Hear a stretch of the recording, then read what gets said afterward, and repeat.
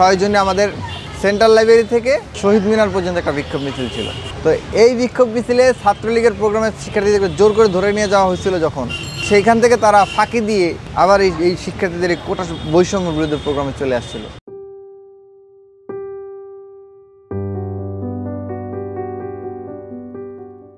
জুলাই আন্দোলন বা অভ্যুত্থান এটা তো একদিনে গড়ে ওঠে না, এটা তো একটা পর্যায়ক্রমে অভ্যুত্থানে পরিণত হয়েছে, বিপ্লবে পরিণত হয়েছে। শুরুর দিকে আমরা যখন ক্যাম্পাসে আসি, আমাদের ঢাকা ইউনিভার্সিটির সিনারিওটা বাংলাদেশের যে কোনো জায়গা থেকে আপনি ভিন্ন। এইখানে যেমন শিক্ষার্থীদের জন্য পর্যাপ্ত আবাসনের ব্যবস্থা ছিল না, তেমনি শিক্ষার্থীদের একটা আধুনিক দাস প্রথায় পরিণত করার একটা প্রচেষ্টা কিন্তু ছিল।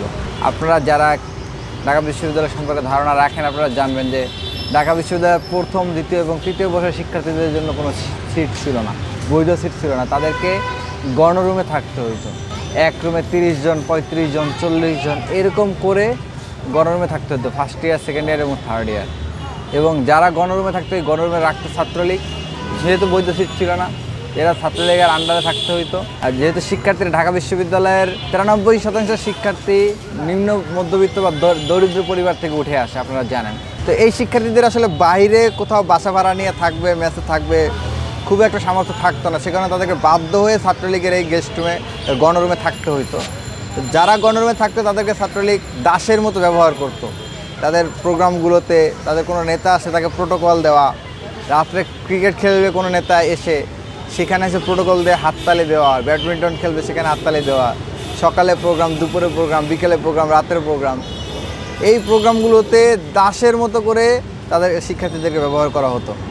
আর রাত্রেবেলা 10টা থেকে 12টা, 1টা, 2টা, 3টা পর্যন্ত চলতেছে গেস্ট রুম। এই সময়ে গেস্ট রুমে শিক্ষার্থীদেরকে নানা অমানসিক নির্যাতন করে একটা ভয়ের মধ্যে রাখা হয়েছে, যাতে শিক্ষার্থীরা কোনোভাবে ছাত্রলীগের বাইরে কোনো কিছু না করতে পারে। তাদেরকে নির্যাতন করা হয়তো, কখনো কখনো স্টাম্প দিয়ে পিটানো হইতো, চর থাপ্পড়, অশ্রাব্য ভাষার গালিগুলো তো আছেই। তো এই বিষয়গুলো আমাকে ফেস করতে হয়েছিল ফার্স্ট ইয়ারের প্রথম দিকেই।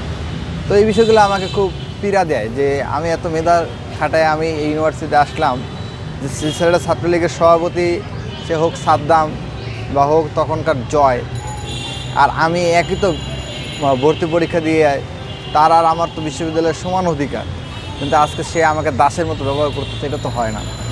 তো তখন আমরা বিভিন্ন ক্যাম্পাসের রিলেটেড বিভিন্ন ছাত্রবান্ধব, ছাত্র কল্যাণমূলক ইস্যুগুলো নিয়ে আমরা আন্দোলন করতে শুরু করলাম, কাজ করতে শুরু করলাম, এবং এইটাই আমাদেরকে ধীরে ধীরে সংগঠিত করে তুলল।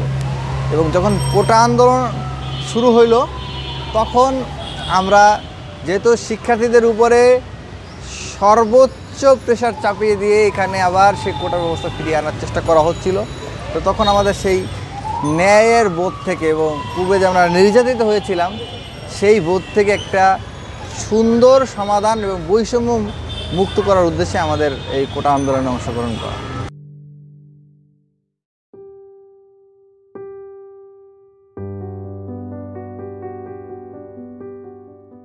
বিশেষ মুহূর্ত বলতে আন্দোলন যখন চলছিল তখন প্রতিদিনই আমাদের কাছে নতুন নতুনভাবে বিশেষ হয়ে উঠতেছিল, কারণ এক এক দিন আমরা এক এক রকম বিষয়গুলো দেখতেছিলাম। ঢাকা বিশ্ববিদ্যালয়ের ইতিহাসে এরকম ঘটনা খুব কমই ঘটেছে। ছাত্রলীগ প্রোগ্রাম ডেকেছে, পাল্টাপাল্টি শিক্ষার্থীরা তাদের ন্যায্য দাবিতে প্রোগ্রাম ডেকেছে। শিক্ষার্থীদেরকে ছাত্রলীগ জোর করে তাদের প্রোগ্রামে ধরে নিয়ে গেছে। আমি এটা 6 জুনের কথা বলছি। 6 জুনে আমাদের সেন্ট্রাল লাইব্রেরি থেকে শহীদ মিনার পর্যন্ত একটা বিক্ষোভ মিছিল ছিল। তো এই বিক্ষোভ মিছিলে ছাত্রলীগের প্রোগ্রামের শিক্ষার্থীদেরকে জোর করে ধরে নিয়ে যাওয়া হয়েছিল যখন, সেইখান থেকে তারা ফাঁকি দিয়ে আবার এই শিক্ষার্থীদের কোটা বৈষম্য বিরোধী প্রোগ্রামে চলে আসছিল। আবার কোনো দিন ছাত্রলীগের সন্ত্রাসীরা হল গেটে তালা দিয়ে রাখছিল, বাধা সৃষ্টি করেছিল। তো সেই বাধা ছিন্ন করে শিক্ষার্থীরা স্বতঃস্ফূর্তভাবে মিছিল নিয়ে, মানে একদম বিদ্রোহ করে তারা মিছিল নিয়ে এই আন্দোলনে অংশগ্রহণ করেছে। তো আমাদের কাছে প্রত্যেকটা দিনই নতুন নতুন লাগতেছিল। শুরুর দিকে নারীদের উপস্থিতি কম ছিল, কিন্তু দ্বিতীয়, তৃতীয়, চতুর্থ দিনের দিকে দিয়ে আমরা দেখলাম যে প্রত্যেকটা নারী হল থেকে একেবারে গেট ভেঙে মেয়েরা আসতে থাকলো। তো প্রত্যেকটা ঘটনাই আমাদের কাছে বিশেষ ছিল।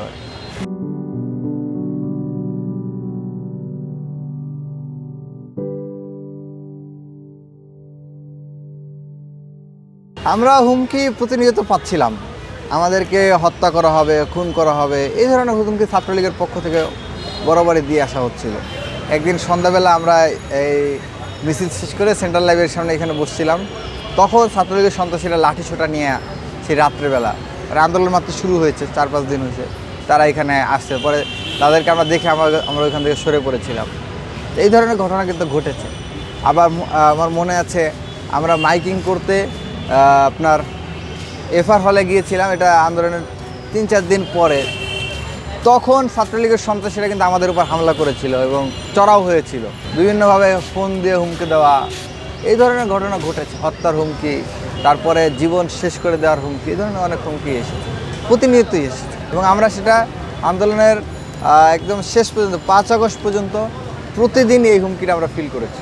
এই অভ্যুত্থানে নারীরা কিন্তু একটা বড় স্যাক্রিফাইস করেছে, কারণ কোটা সিস্টেম থাকলে নারীদের জন্য কিন্তু 10% কোটা সিস্টেম কিন্তু আলাদা করে থাকতো, নারীদের জন্যই 10% কোটা ছিল, বরাদ্দ ছিল। নারীরা চিন্তা করেছেন যে আমরা কেন কোটায় নিয়োগ পাবো, আমাদের তো মেধা আছে, তাহলে আমাদেরকে কেন কোটার মাধ্যমে আমাদেরকে কেন ছোটো করা হবে। তো নারীরা কিন্তু তাদেরকে দেওয়া কোটাকেই তারা লাথি মেরে ছুঁড়ে ফেলে দিয়ে তারা এই আন্দোলনে অংশগ্রহণ করেছেন। এবং এই আন্দোলনে একেবারে সমানুপাতিক হারে যতটা ছেলে অংশগ্রহণ করেছে ঠিক ততটা বা তার কাছাকাছি সংখ্যক নারী আন্দোলনে অংশগ্রহণ করেছে, বুলেটের সামনে দাঁড়িয়েছে, জীবন দিয়েছে। বাংলাদেশের রাজনীতির ইতিহাসে এইরকম বিরল ঘটনা এর আগে আসলে কখনোই দেখা যায় নাই। 18-র কোটা আন্দোলন কিছুটা ব্যতিক্রম ছিল, সেখানে নারীরা অংশগ্রহণ করতে পেরেছিল, কিন্তু এর আগে আপনি 90-র অভ্যুত্থান বলেন, গণঅভ্যুত্থান বলেন বা অন্য যে কোনো গণতান্ত্রিক আন্দোলন বলেন, কোনো আন্দোলনে নারীদের এইরকম জনসমুদ্রের মতো, পানের জলের মতো অংশগ্রহণ করা, আপনার একটা জনসমুদ্র সৃষ্টি করা, এই ধরনের ঘটনা বাংলাদেশের ইতিহাসে বিরল। নারীদের অংশগ্রহণের কারণেই মূলত এই আন্দোলনটা দ্রুত সফলের দিয়ে গিয়েছে।